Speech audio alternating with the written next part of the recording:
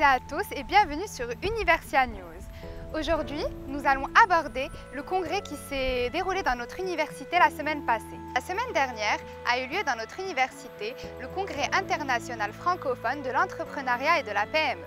Nous avons eu l'honneur de recevoir Madame Elisabeth Deschanais, maître de conférences en sciences économiques, qui a abordé avec nous l'enseignement entrepreneurial ainsi que l'innovation pédagogique. Je vous laisse donc découvrir ce qu'elle nous a appris.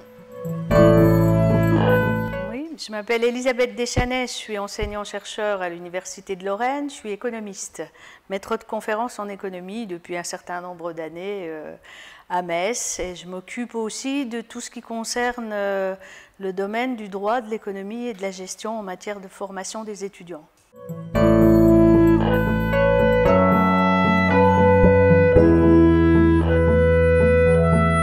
On peut dire qu'en fait, l'entrepreneuriat, ça a une dimension pluridisciplinaire dans les domaines qui m'intéressent, donc de ce qu'on appelle le DEG, droit, économie, gestion. Alors, un thème qui pourrait être un thème fédérateur du droit, de l'économie et de la gestion, c'est finalement le risque, la gestion des risques, la prise de risque. Et la prise de risque, c'est exactement ce que fait un entrepreneur. Et donc ça, le risque, on l'étudie en droit, on l'étudie en économie, on l'étudie en gestion. Ce matin, M. Torres parlait du manque de théorie, par exemple, au niveau des PME ou TPE, ce qui est tout à fait vrai parce qu'on a l'habitude de modéliser ou de présenter des théories concernant la grande entreprise. Et là, effectivement, je pense que si on va chercher dans nos disciplines fondamentales, l'économie de la gestion d'abord, mais aussi le droit, parce qu'on n'entreprend pas comme ça sans connaître les règles et les lois. Donc là, ce sont des domaines qui sont tout à fait porteurs et qui, là, seront présentés lors du congrès d'entrepreneuriat.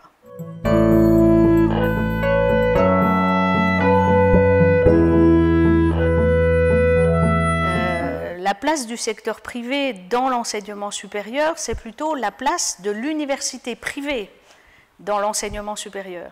Alors personnellement, je pense que tout le monde a sa place, aussi bien l'université publique que l'université privée. On est à Universiapolis. Universiapolis, à mon avis, est un moteur. Et souvent, l'université privée est un moteur dans l'enseignement supérieur.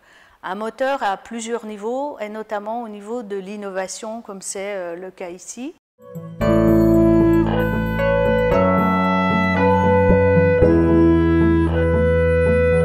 Alors il y a deux éléments dans l'innovation pédagogique. Il y a dans les méthodes et il y a dans les thèmes étudiés.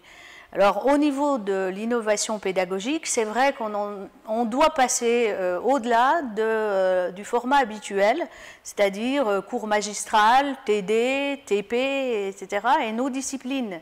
Encore une fois, l'entrepreneuriat s'y prête très bien, mais toutes les disciplines du domaine économie, gestion et droit permettent de créer ce qu'on appelle les MOOC, donc toutes ces méthodes qui permettent d'avoir des séquences de cours, plutôt que d'avoir un amphi avec 500, 600 personnes, où l'enseignant va lire un cours, où il n'y a pas vraiment de lien avec les étudiants, ce lien n'existant qu'ensuite au niveau des TD.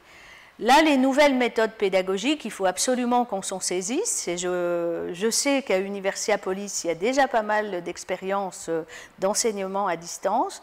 Et c'est en ça que je dis que souvent, l'université privée va être le déclencheur, le moteur. Et en l'occurrence, là, c'est tout à fait le cas ici à Agadir, hein, à Universiapolis, qui a pris aussi l'initiative, il y a longtemps, d'innover en matière de thèmes d'enseignement.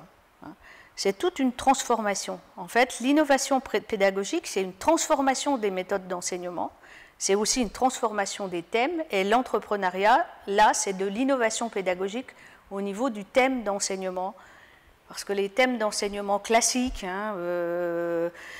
du style économie de l'entreprise, marketing, RH, etc., d'ailleurs, ça ne s'applique pas toujours forcément à la petite et moyenne entreprise.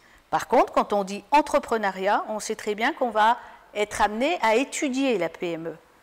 Parce que comme ça a été d'ailleurs évoqué à l'ouverture du congrès ce matin, il n'y a pas de DRH dans une PME, pas forcément.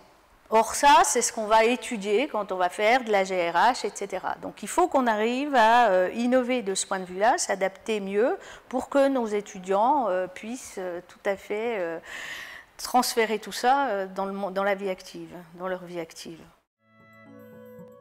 Merci de votre attention et je vous donne rendez-vous avec le prochain intervenant.